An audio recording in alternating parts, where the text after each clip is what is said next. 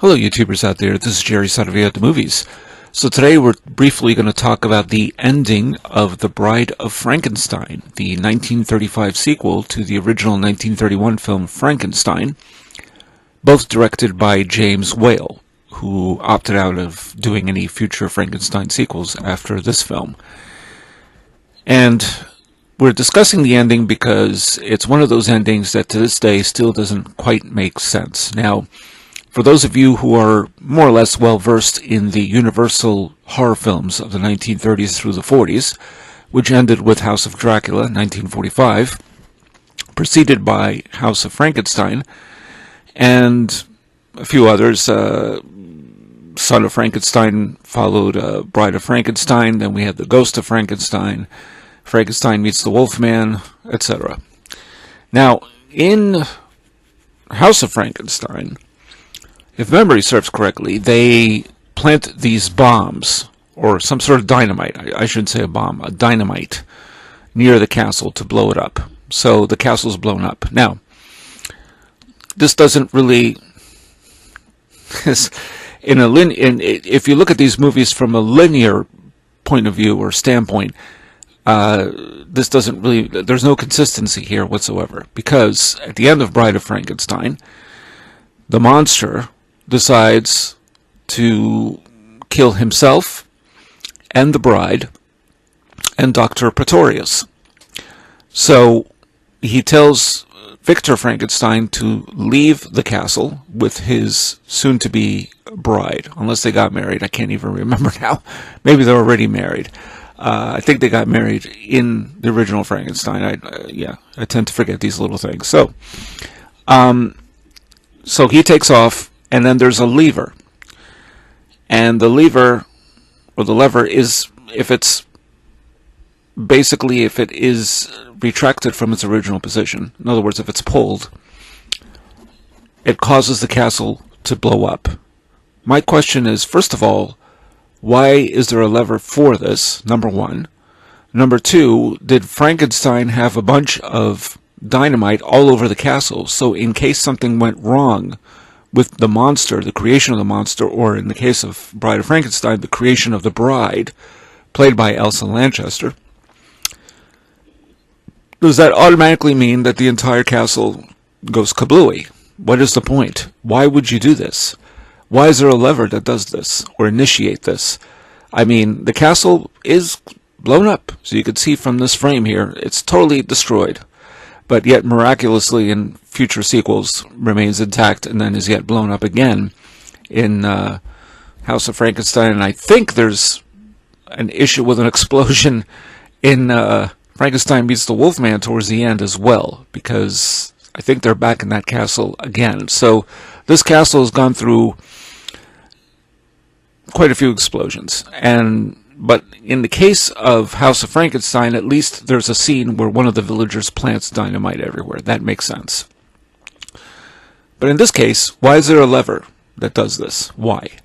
So this remains a big question mark in an otherwise really great movie. I mean, it really doesn't matter to me, but it's odd.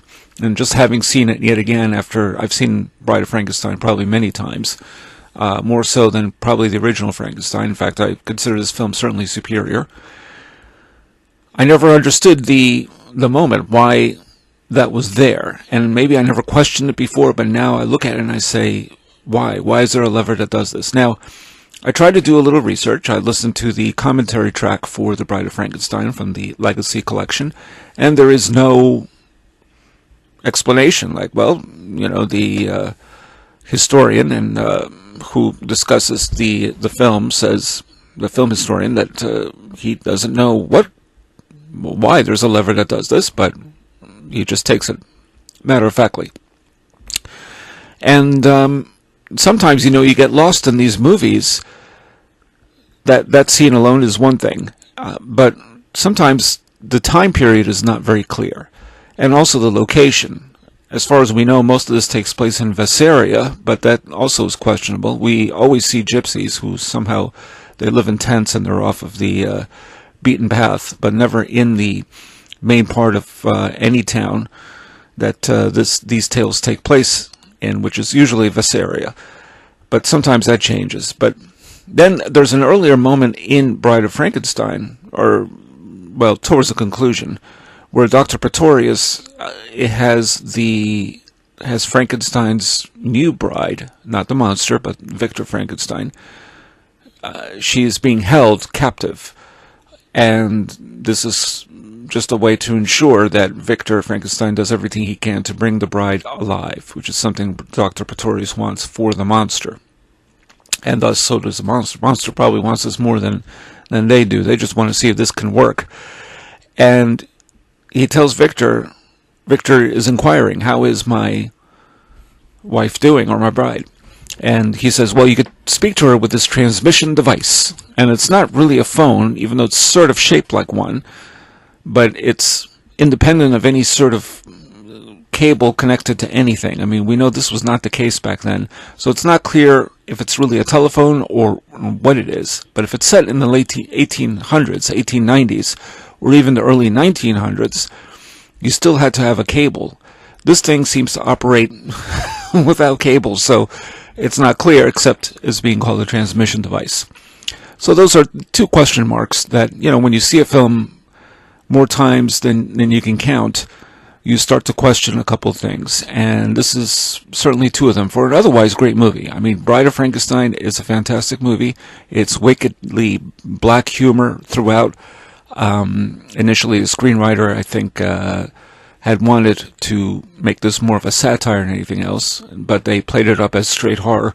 But there's a lot of black humor. A lot of it is quite, not necessarily frightening, but it holds your attention in ways that most, it's one of the rare sequels, too, that actually outdoes the original.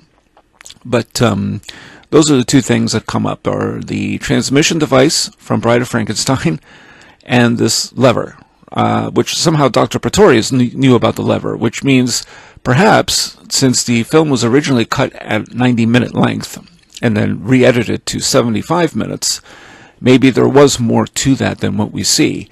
Perhaps Dr. Pretorius had ensured that he would blow up the castle in case something went wrong.